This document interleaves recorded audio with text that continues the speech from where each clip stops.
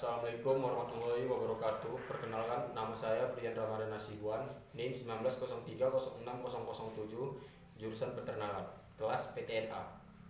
Di sini saya akan menjelaskan pengertian metabolisme.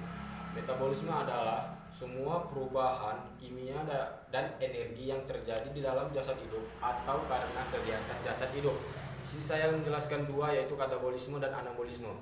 Katabolisme adalah pemecah enzimatik dari bahan-bahan yang bermolekul besar menjadi senyawa bermolekul kecil sederhana seperti glukosa, laktat, asetat, dan asam urat. Anabolisme masuk ke anabolisme. Anabolisme adalah sintesis enzimatik senyawa molekul besar dari senyawa yang lebih sederhana. Pada umumnya diperlukan energi.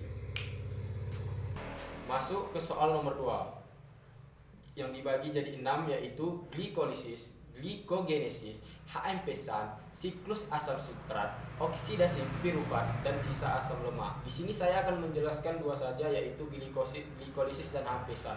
Mulai dari glikolisis. Glikolisis merupakan proses perubahan glukosa menjadi asam piruvat yang menghasilkan ATP dan NADH yang menghasilkan ATP dan NADH. Glikolisis adalah tahap pertama dari respirasi aerob yang memproses glukosa menjadi energi dengan bantuan enzim yang berlangsung dalam sitoplasma. Prosesnya yang pertama yaitu glukosa dikatalisis oleh enzim heksokinase menghasilkan glukosa 6-fosfat, dikatalis oleh enzim isotiase menghasilkan fruktos 6-fosfat, lalu dikatalis oleh enzim fosfotokinase menghasilkan frusto 1,6-bifosfat, lalu dikatalis dengan enzim aldolase menghasilkan dehidrogenase fosfat. Masuk yang kedua yaitu HMP-san. HMP-san. Di sini itu glukosa 6-fosfat dirubah menjadi 6-fosfoglunaton oleh enzim glukosa PD-hidrogenase oleh enzim glukosa PD-hidrogenase selanjutnya.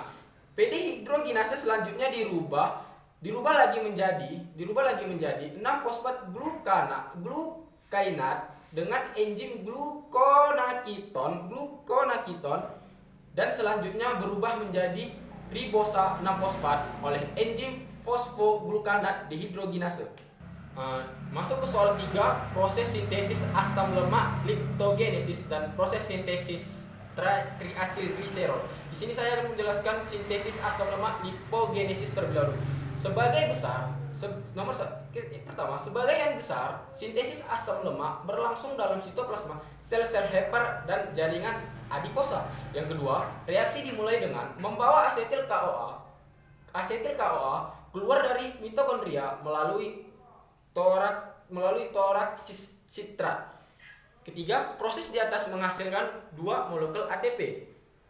Keempat, pembentukan asetil CoA sitosol tersebut ditanggung oleh rasio insulin glukogen setelah makan karbohidrat. Sintesis triasilgliserol. Prosesnya adalah yang pertama, triasilgliserol pada hepar dan jaringan adiposa dibentuk melalui senyawa antara asam fosfatidat. Yang kedua, jaringan adiposa tidak memiliki gliserol kinase sehingga tidak bisa menggunakan gliserol yang dihasilkan oleh LPL. Yang ketiga, insulin merangsang pembentukan LPL dan metabolisme glukosa menjadi asam lemak dalam jaringan adiposa. Masuk ke soal nomor 4. Soal nomor 4 adalah katabolisme asam amino. Di sini saya akan mengambil 2, yaitu transminasi dan deaminasi oksidatif. Di sini saya menjelaskan dulu transminasi. Transminasi adalah proses katabolisme asam amino yang melibatkan pemindahan gugus amino dari asam amino yang satu ke asam amino yang lainnya.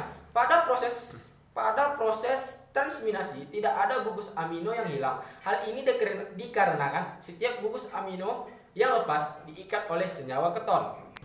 Yang kedua adalah deaminasi oksidatif, yaitu suatu reaksi kimia yang melepaskan suatu gugus amino dari molekul senyawa asam amino. Gugus amino yang terlepas menjadi amonia. Gugus-gugus amino dilepaskan menjadi ion amonium atau NH4 positif masuk ke dalam siklus urea di hati, dihasilkan urea, dibuang melalui ginjal. Prosesnya adalah asam amino dibuang ke aspartat, lalu ke asam fumarat. Dalam siklus Krebs adalah disebut asparaginin.